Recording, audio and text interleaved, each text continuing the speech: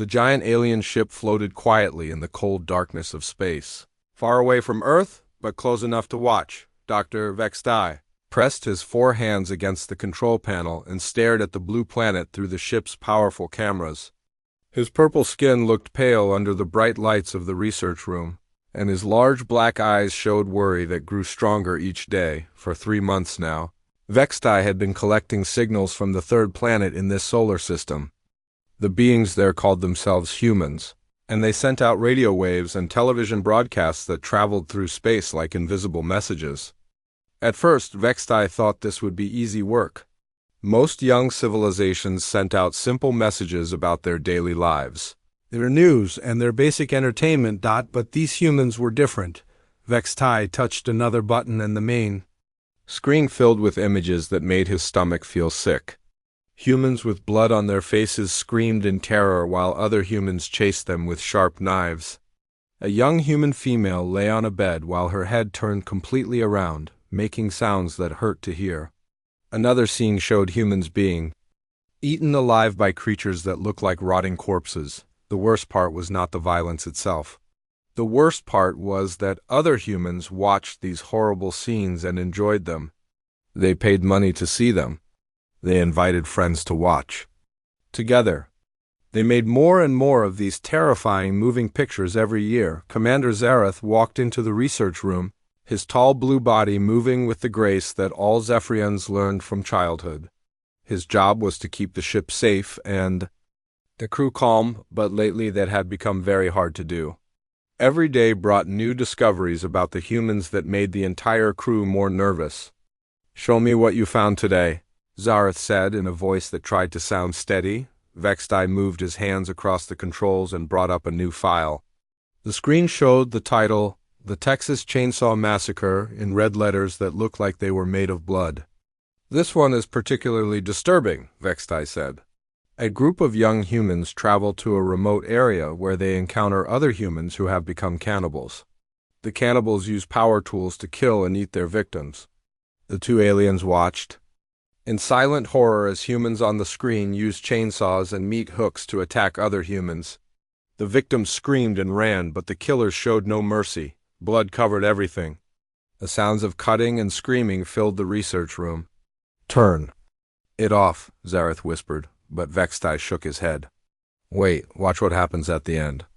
On the screen, one young human female managed to escape from the cannibal family. She was covered in blood and dirt, her clothes torn, her eyes wild with fear, but she did not give up. She fought back against her attackers. She used their own weapons against them. She survived through cleverness and determination that seemed impossible. "She wins," Vextai said quietly. "Despite everything, she wins." Zareth stared at the screen as the human female sat in the back of a truck, laughing and crying at the same time. She had faced the most horrible situation imaginable and somehow found a way to live through it. "This cannot be real," Zareth said. "No creature could survive such trauma and still function." Vextai brought up another file. "I thought the same thing, so I researched their history. Commander, these humans have survived ice ages, plagues, wars, natural disasters, and countless other horrors. And not only do they survive, they create entertainment based on those experiences." The new file showed scenes from dozens of different human horror productions. Humans fighting monsters from outer space. Humans battling supernatural demons. Humans escaping from serial killers. Humans surviving zombie attacks. In every single story, at least one human found a way to overcome the horror. "Look at this one called Alien," Vextai continued. "A parasitic creature from space attacks a human space crew. The creature is bigger, stronger, and more deadly than any human. It kills most of the crew members one by one. But the last surviving human, a female named Ellen, manages to defeat the creature using nothing but her intelligence and will to live." Commander Zareth watched as the human female fought against the deadly alien creature. She was smaller and weaker than her enemy, but she never stopped trying to find a way to win. She used the spaceship systems against the creature. She trapped it and ejected it into space. "She calls it a monster," Vextai said. The humans have a word for creatures that cause fear and death. They call them monsters. And in their entertainment, humans always find ways to defeat the monsters. The research room fell quiet except for the soft humming of the ship's computers. Both aliens stared at the screen where the human female floated safely in an escape pod, the alien creature gone forever. "How many of these horror productions have you found?" Zareth asked. Vextai checked his files. "Over 10,000 individual titles, and that number grows every day. They've been making these for almost 100 years. Every human settlement on their planet produces them. They translate them into every human language. Their children watch them, their adults watch them. They gather in large groups to watch them together. What kind of species creates fear for entertainment?" Zareth wondered aloud. "A species that has learned not to be afraid of fear itself," Vextai answered. "Commander, I believe these humans use terror as a form of training.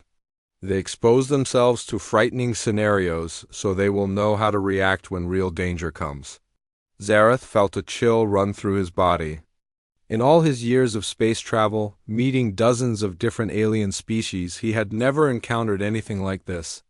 Most civilizations tried to avoid fear and danger. They built safe societies and comfortable lives.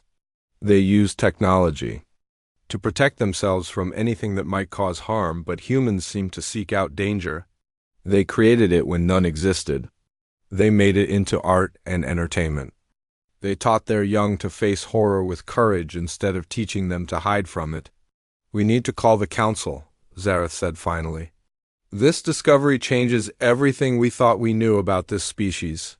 Vextai nodded and began preparing his report. As he worked, more human broadcasts continued to arrive at their ship, more horror movies, more scenes of humans facing impossible odds and finding ways to survive, more evidence that Earth was home to the most terrifying species the galaxy had ever encountered, not because they were monsters themselves, but because they had learned how to defeat monsters. Dr. Krisha arrived on the research deck 3 days after Commander. Zareth sent the emergency request for a behavioral specialist. Her green scales shimmered under the ship's lights as she moved with the careful precision that made her species famous throughout the galaxy. The Zealothi were known for their ability to understand the minds of other creatures, but nothing in her training had prepared her for what she was about to discover about humans. Vextai had converted the main observation room into what he called a human horror analysis center. Dozens of screens covered the walls, each one showing different scenes from human entertainment. The sounds of screaming, gunfire, and terrifying music filled the air. Several crew members had already requested transfers to other parts of the ship because they could not handle being near the research area. "I need to understand their psychological patterns," Krisha announced as she settled into the specially designed chair that Vextai had prepared for her. "Show me their most popular horror productions in chronological order. I want to see how their fear entertainment has evolved over time." Vexia began with something called Psycho from the human year 1960, the black and white images showed. A young human female being killed in a shower by a mentally disturbed human male. Krisha watched with growing concern as the camera showed the victim's blood mixing with water and flowing down a drain. "The humans found this entertaining?" she asked. "It was considered a masterpiece," Vextai replied. "They still watch it today, more than 60 years later." As the days passed, Krisha watched hundreds of human horror films. She saw humans being stalked by killers who wore masks. She watched them fight against creatures that had already died but continued to walk and attack the living. She observed them battling demons, ghosts, aliens, and monsters that came from their own nightmares. But something strange began to happen as she continued her research. The humans in these stories almost never gave up. Even when facing certain death, they continued to fight. Even when their friends died around them, they looked for ways to survive. Even when logic said they should run away, they often chose to face their fears directly. "Look at this one," Krusha said to the small group of crew members who had joined her research. She activated a file called Halloween. On the screen, a young human female named Laurie was being hunted by a killer who seemed impossible to stop. He was bigger and stronger than her. He had already killed several of her friends. He kept coming back even after being stabbed and shot. "She should flee," said Navigator Tylvin, his tentacles curling with anxiety. Any rational being would escape and call for help, but Laurie did not run. Instead, she used household items as weapons. She turned ordinary objects into tools of survival. A knitting needle became a stabbing weapon. A coat hanger became a lockpick. When the killer broke into the house, she was ready for him. "She fights back," Krisha observed. "Against an opponent who is clearly superior in strength and size, she chooses to engage in combat." The next film was even more disturbing. Called Alien, it showed a crew of humans in space who encountered a creature that was perfectly designed for killing. The alien was faster, stronger, and more deadly than any human. It could survive in environments that would kill humans instantly. It had acid for blood and teeth like metal spears. One by one, the alien killed the human crew members. But the last survivor, a female named Ellen, refused to accept defeat. She learned how the creature hunted. She studied its behavior. She used the spaceship's own systems as weapons against it. "This is impossible," whispered Engineer Carvex. No species could remain calm enough to plan strategy while being hunted by such a perfect predator. But Ellen did exactly that. She set traps. She used the ship's airlock to suck the creature into space. When it survived even that, she climbed into a spacesuit and fought it with simple tools until she finally won. Krisha paused the recording and turned to address the gathered crew members. "I am beginning to understand something terrifying about these humans. They do not just watch these horror stories for entertainment. They are training themselves." She activated another file called Predator. This time, a single human soldier, named Dutch, was being hunted by an advanced alien warrior. The alien had technology that made it invisible. It had weapons that could kill from long distances. It was faster and stronger than any human dot, but Dutch adapted. He covered himself with mud to hide from the alien's heat sensors. He built traps using only materials he found in a jungle. He turned the alien's own advanced technology against it. Step by step, he leveled the playing field until he could face his hunter as an equal. "Look at his face," Krisha pointed at the screen. "Even when he is terrified, he continues to think. Fear does not paralyze him, it makes him more focused." The research team watched as Dutch used primitive weapons and clever tactics to defeat an enemy that should have been impossible to beat. When the alien finally lay dying, it activated a self-destruct device that would have killed them both. But Dutch had anticipated this possibility and managed to escape just in time. "They prepare for scenarios that have never happened," Krisha continued. "These humans imagine the worst possible situations and then figure out how to survive them. Every human on their planet has been exposed to thousands of hours of strategic thinking under extreme pressure." Navigator Tylvin's tentacles were now curled so tightly with fear that they looked like knots. "You are saying that their entertainment is actually military training?" "Worse than that," Krisha replied. "It is psychological conditioning. They are teaching their entire population to remain functional when facing the unknown. Look at this next one." She showed them a film called The Thing. In this story, humans in an isolated research station encountered an alien that could perfectly copy the appearance of any living creature. The humans could not trust each other because any one of them might actually be the alien in disguise. Instead of falling apart, the humans developed tests to identify the alien. They created procedures for working together despite their suspicion. They found ways to coordinate their efforts even when they could not be certain who was real and who was the enemy. "Most species would collapse into chaos," observed Engineer Carvex. "The inability to trust would destroy their cooperation." "But these humans adapt," Krisha said. "They find new ways to work together. They create solutions for problems that should not have solutions." As the days turned into weeks, Krisha continued her analysis. She watched humans face every conceivable horror and somehow find ways to survive. She saw them battle vampires using religious symbols and wooden stakes. She watched them fight zombies by learning to destroy their brains. She observed them defeating demons through faith and determination.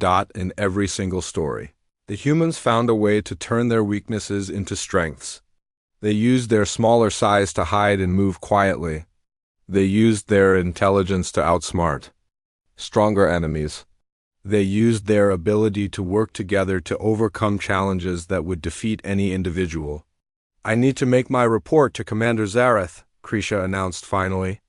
"What we have discovered here changes everything we thought we knew about warfare, survival, and the nature of intelligence itself."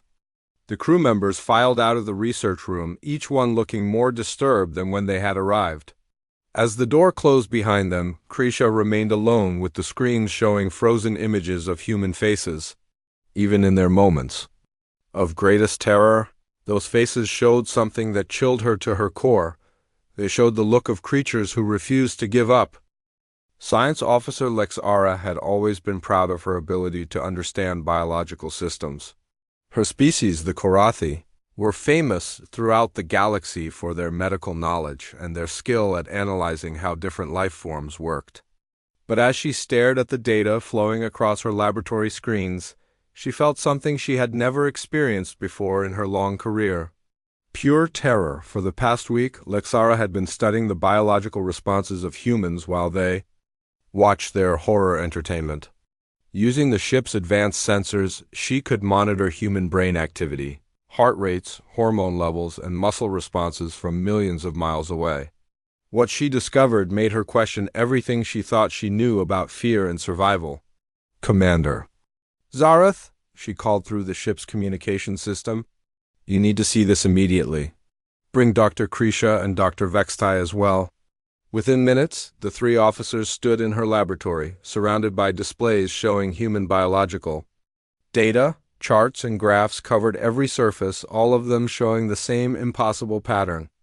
"I have been monitoring human responses to their horror films," Lexara began, her voice shaking slightly. "When most species experience fear, their bodies prepare for two responses, fight or flight. Their heart rate increases, their muscles tense, and their brain releases chemicals that help them run away or defend themselves." She activated a display showing the brain scans of several different alien species during moments of fear. The patterns were identical across all the different races. Fear centers activated, stress hormones flooded the system, and the creatures became focused on escape. "Now look at human responses," Lexara continued. The new display showed human brain activity during a particularly frightening scene from a movie called The Exorcist. Instead of the simple fear response shown by other species, the human brains lit up like complex machines. Multiple areas activated at once, creating patterns that seemed impossible. "Their fear response is completely different," Lexara explained. "When humans become frightened, their bodies do not just prepare for fight or flight. They prepare for what I can only describe as enhanced combat performance." Commander Zareth leaned closer to examine the data. "What do you mean by enhanced?" Lexara pulled up a series of chemical analysis charts. "When humans experience fear, their bodies release a combination of hormones that I have never seen in any other species. Adrenaline increases their strength and speed. Noradrenaline sharpens their focus and reaction time. Dopamine enhances their ability to learn and remember. Endorphins reduce their sensitivity to pain." Dr. Krisha studied the charts with growing alarm. "You are saying that fear makes them stronger?" "Much stronger," Lexara confirmed. "A frightened human can lift objects that would normally be too heavy for them. They can run faster and longer than should be physically possible. Their reflexes become so quick that they can react to dangers in fractions of a second." She activated another display showing humans performing incredible feats during real emergencies. A human mother lifted a vehicle to save her trapped child. A human teenager outran a forest fire for over 10 miles. A human soldier continued fighting despite injuries that should have been fatal. "But the physical changes are not the most frightening part," Lexara continued. "Look at what happens to their brain function. The new brain scans showed human minds during moments of extreme fear. Instead of shutting down non-essential functions like most species, human brains actually increased activity in areas responsible for problem-solving, pattern recognition, and strategic thinking. Their intelligence increases when they are afraid, Dr. Vextai whispered in amazement. Exactly, Lexara said. Most creatures become less able to think clearly when frightened. Humans become smarter. Their brains work faster and more efficiently. They can solve problems and make decisions that would normally take much longer. She showed them recordings of humans escaping from real dangerous situations. A human trapped in a burning building calculated the safest route to safety in seconds. A human attacked by a wild animal created an effective weapon from nearby objects in moments. A human lost in wilderness conditions figured out how to find water, make fire, and build shelter using only basic materials. Now watch what happens.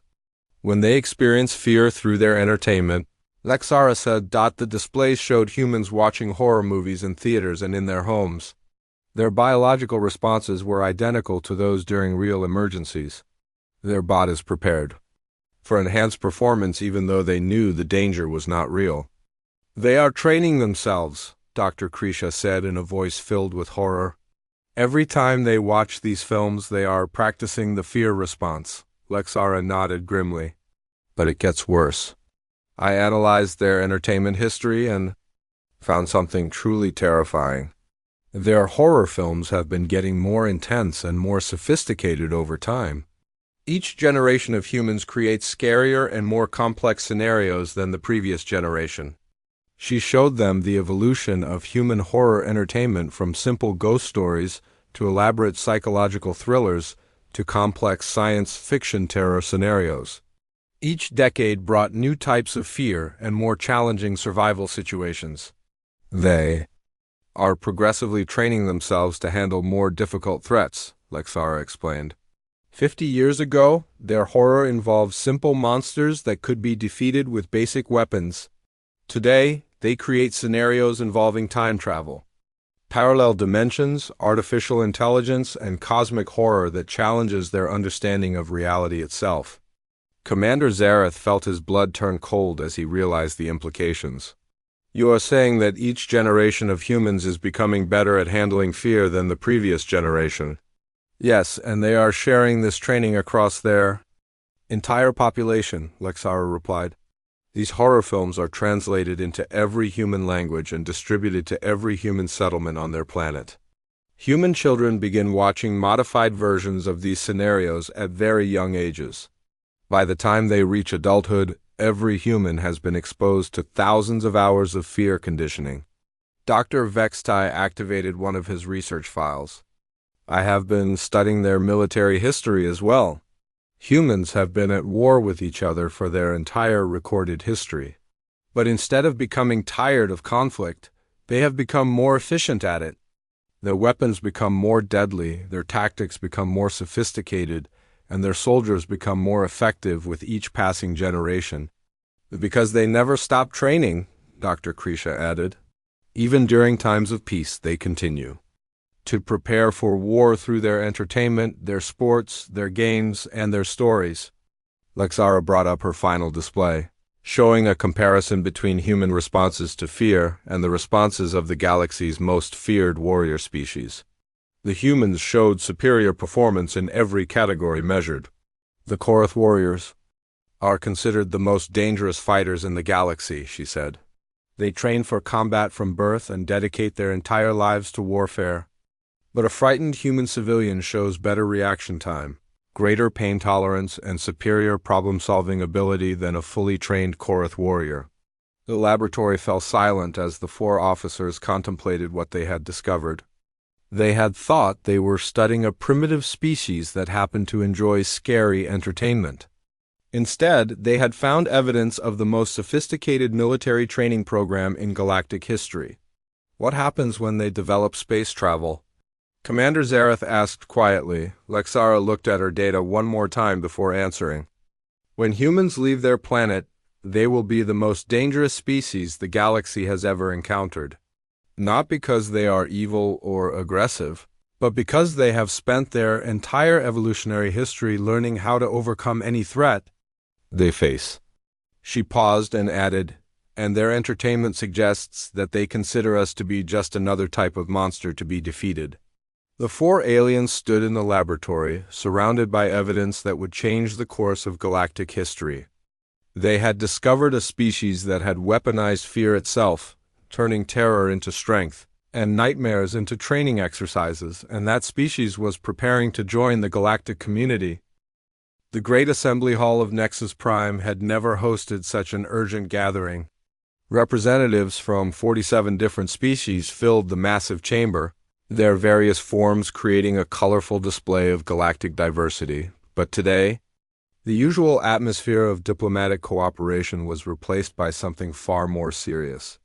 Fear hung in the air like a thick cloud as species after species reviewed the data that the Zephyrian research team had presented. Ambassador Quintal of the Andromedans stood at the central podium, his crystalline body reflecting the chamber's lights and patterns that showed his extreme agitation. The Andromedans were among the oldest and most peaceful races in the galaxy, known for their wisdom and their ability to find diplomatic solutions to any problem. But the report about humans had shaken even their calm nature. Fellow representatives, Quintal began, his voice carrying clearly through the chamber's translation systems. We have gathered here today to address what may be the greatest threat our galaxy has ever faced. Not an invasion from outside our borders, not a natural disaster, not a plague or cosmic event, but the emergence of a species that challenges everything we understand about civilization itself. In the viewing area reserved for witnesses, Dr. Vextai, Dr. Krisha, Science Officer Lexara, and Commander Zareth sat together, watching as the most powerful beings in the galaxy debated the fate of humanity. They had spent the past 3 days presenting their findings to the Council, showing evidence that had left even the most experienced diplomats speechless. The humans of the third planet in the Sol system appear to be a primitive species, Quintal continued. They have not yet achieved faster-than-light travel. They have not established colonies beyond their homeworld. They have not even achieved peace among their own kind. By all standard measures, they should be classified as a developing civilization worthy of protection and eventual integration into galactic society. Murmurs of agreement rippled through the assembly. This was the normal process. Young civilizations were monitored from a distance, allowed to develop naturally, and eventually welcomed into the galactic community when they proved themselves ready for peaceful contact. However, Quintal's voice grew darker. The evidence presented by the Zephyrian research team suggests that these humans represent a danger unlike anything we have encountered before. The chamber's main display activated, showing scenes from human horror entertainment. The assembled representatives watched in stunned silence as humans faced impossible odds and somehow found ways to survive. They saw humans fighting creatures that were bigger, stronger, and more deadly than themselves. They witnessed humans using intelligence and determination to overcome threats that should have been unsurmountable. Counselor Zixuf of the Centauri Federation rose from his seat, his blue skin pale with concern. I have reviewed the biological data provided by Science Officer Lexara. These humans do not respond to fear the way any rational species should. Instead of seeking safety, they become more dangerous when threatened. He activated a secondary display showing human physiological responses during their horror entertainment. Look at these readings. When humans experience fear, their bodies flood with chemicals that enhance their physical and mental capabilities. They become stronger, faster, and more intelligent. What terrifies other species actually improves human performance. Representative Morgoth of the Titan Collective, a massive creature whose species was known for their incredible strength, spoke in a voice that rumbled through the chamber. My people are warriors. We understand combat and respect strength. But these humans have created something we have never seen before. They have weaponized fear itself. The display changed to show scenes from human military history. Wars that had lasted for years, with humans adapting to each new challenge their enemies presented. soldiers who continued fighting despite injuries that would have killed most other species, civilians who survived disasters through improvisation and determination that seemed impossible. They never stopped learning, Morgoth continued. Each conflict teaches them new ways to fight. Each disaster shows them new ways to survive. And they share this knowledge through their entertainment, ensuring that every member of their species benefits from the experiences of others. Dr. Krisha had been invited to address the council directly about her behavioral analysis. She moved to the witness podium, her scaled hands trembling slightly as she activated her presentation. Honored representatives, she began. I have studied the psychological patterns of hundreds of species throughout my career. I have never encountered anything like what I found in human entertainment. These creatures do not just watch horror for pleasure. They use it as a form of species-wide military training. She showed the council examples of human children watching modified horror content designed for their age group. They begin this conditioning when they are very young. By the time they reach adulthood, every human has been exposed to thousands of scenarios involving survival against impossible odds. Representative Kelter of the Aquatic Alliance, whose species had evolved in the peaceful depths of their ocean world, spoke with a voice filled with confusion. Why would any species choose to frighten their own children? What purpose could this serve? A preparation, Dr. Krisha answered. Humans live on a planet that has repeatedly tried to kill them. Ice ages, volcanic eruptions, earthquakes, plagues, predators, and countless other threats have shaped their evolution. They have learned that the only way to survive is to be ready for anything. Science Officer Lexara was called to present her biological findings. She showed the council detailed scans of human brain activity during fear responses, comparing them to the responses of other known species. Most creatures experience fear as a signal to flee or hide, she explained. Human brains interpret fear as a signal to fight and adapt. When threatened, they do not just defend themselves. They actively work to eliminate the source of the threat. She displayed recordings of humans in real emergency situations, showing their remarkable ability to remain calm and think strategically even while facing mortal danger. They have evolved to see every threat as a problem to be solved rather than a danger to be avoided. The council chamber erupted in discussions as representatives debated among themselves. The peaceful assembly of Epsilon worried about humanity's aggressive tendencies. The Crystal Confederation questioned whether such a species could ever be trusted. The nomadic tribes argued that humans might be valuable allies precisely because of their unique abilities, but it was Elder Tisara of the Ancient Order who asked the question that silenced the entire chamber. What happens when they develop interstellar travel? The question hung in the air like a death sentence. Every representative understood the implications. A species that treated cosmic horror as entertainment would not be intimidated by alien contact. A people who had spent millennia learning to overcome any threat would see other species as either allies or obstacles to be dealt with. Ambassador Quintal called for order and began the formal voting process. The question before this council is simple. Do we classify humanity as a developing civilization to be welcomed into galactic society, or do we treat them as a threat to be contained? Representative after representative cast their votes. The Peaceful Alliance voted for containment.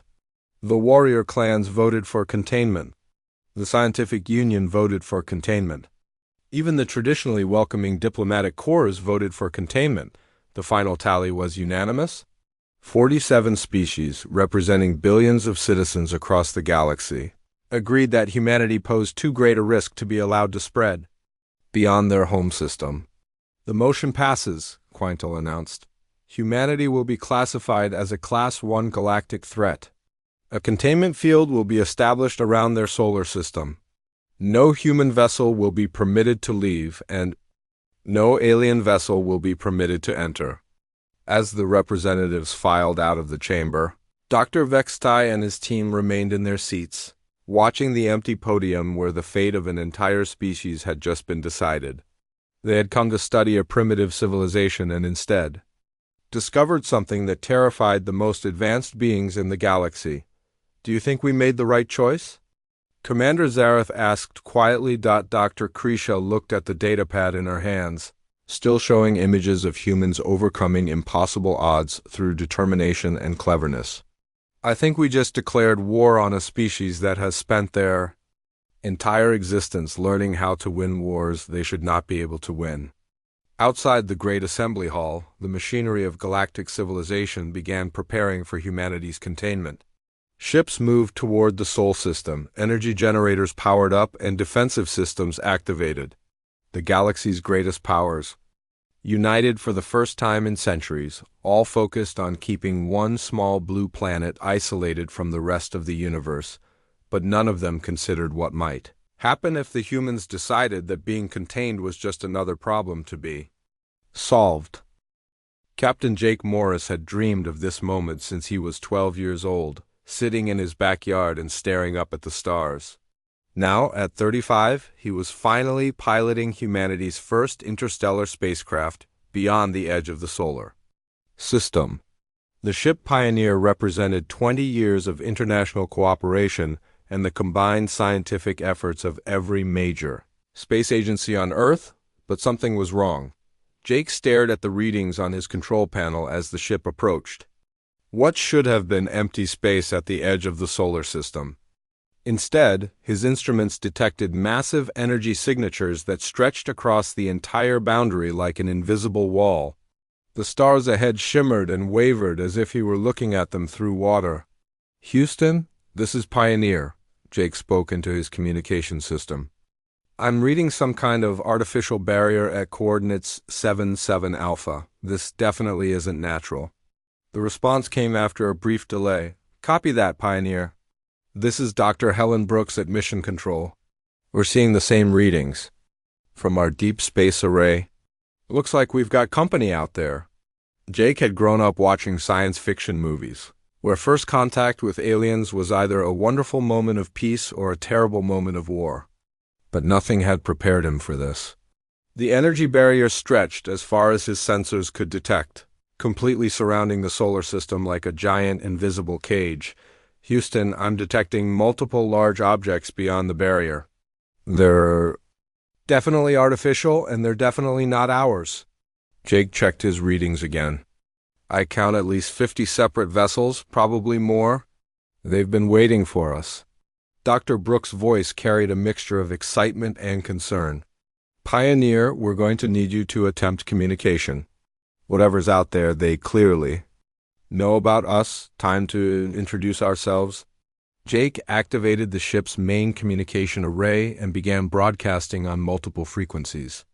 "Unknown vessels, this is Captain Jake Morris of the Earthship Pioneer. I represent the human species from the third planet of this solar system. We come in peace and request permission to speak with your representatives."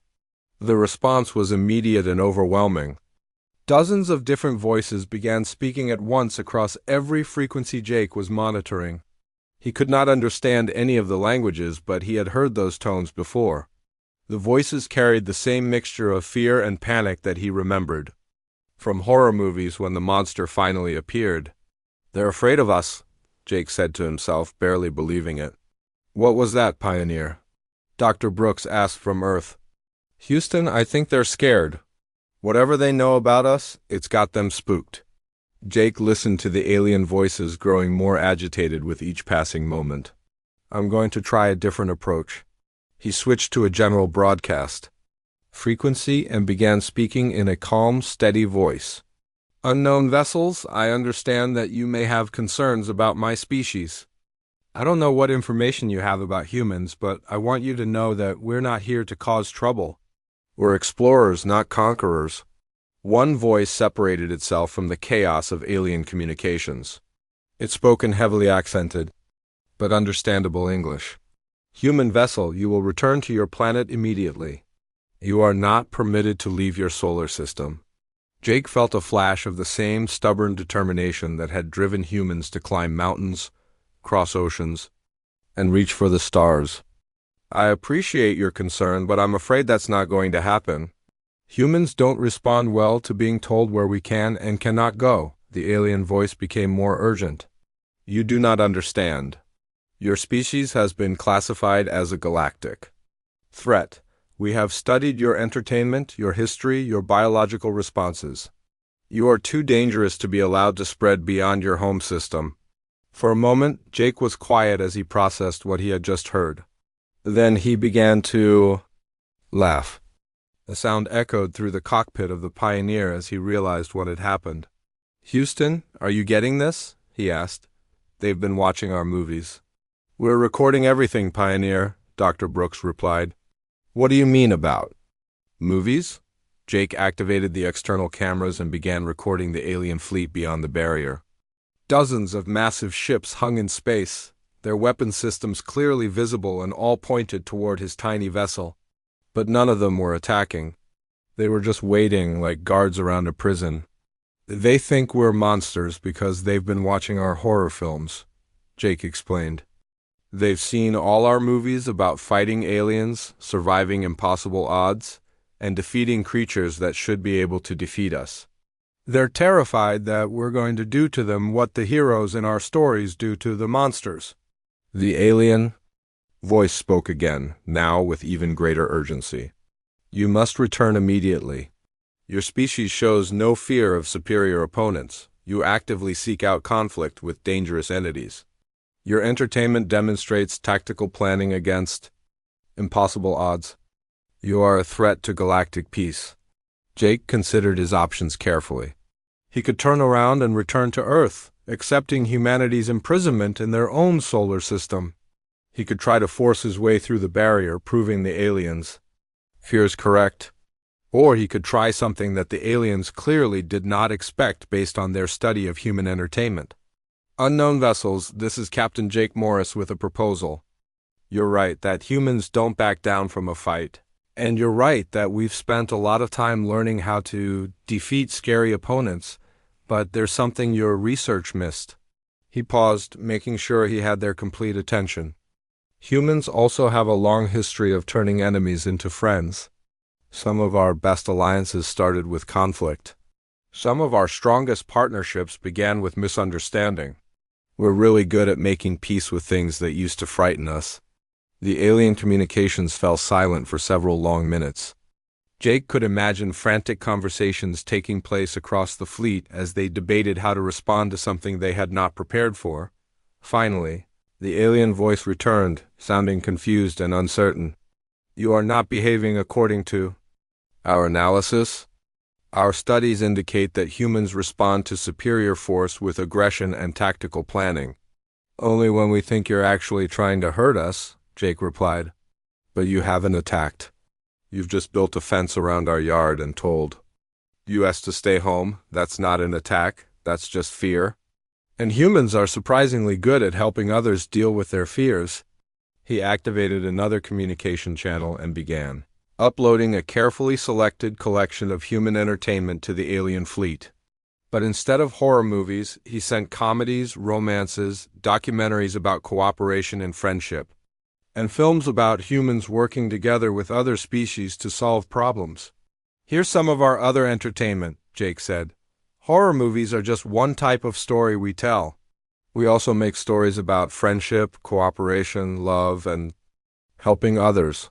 We've imagined meeting aliens in peaceful ways just as often as we've imagined fighting them." As the alien fleet reviewed the new material, Jake continued his broadcast. "The thing is, we humans have a pretty simple philosophy about meeting new people. If you're friendly, we're friendly. If you're hostile, we'll find a way to survive. And probably win. But if you're just scared, well, we've got a lot of experience helping scared creatures feel better." The barrier around the solar system began to flicker and weaken as alien commanders debated among themselves. Some wanted to maintain the containment. Others argued for immediate withdrawal. A few suggested that perhaps they had misunderstood humanity's nature. "This is Captain Jake Morris of the human ship Pioneer," he announced. "I'm officially requesting permission to dock with one of your vessels for face-to-face diplomatic talks. I think it's time we all sat down and had a proper conversation about what kind of neighbors we're going to be." The response came after a long pause, and this time it carried a note of curiosity rather than fear. Permission granted, human vessel. But be warned that any aggressive action will result in immediate defensive measures. Jake smiled as he maneuvered the Pioneer toward the largest alien ship. Don't worry about that. Where I come from, the best way to stop being afraid of monsters is to get to know them. And something tells me that once you get to know us, you're going to discover that humans make much better friends than enemies. As the Pioneer approached the alien vessel for humanity's first official diplomatic contact, Jake thought about all the horror movies that had inadvertently prepared the galaxy for this moment. The aliens had learned to fear human determination and ingenuity, but they had not learned about human compassion and curiosity. That education was about to begin.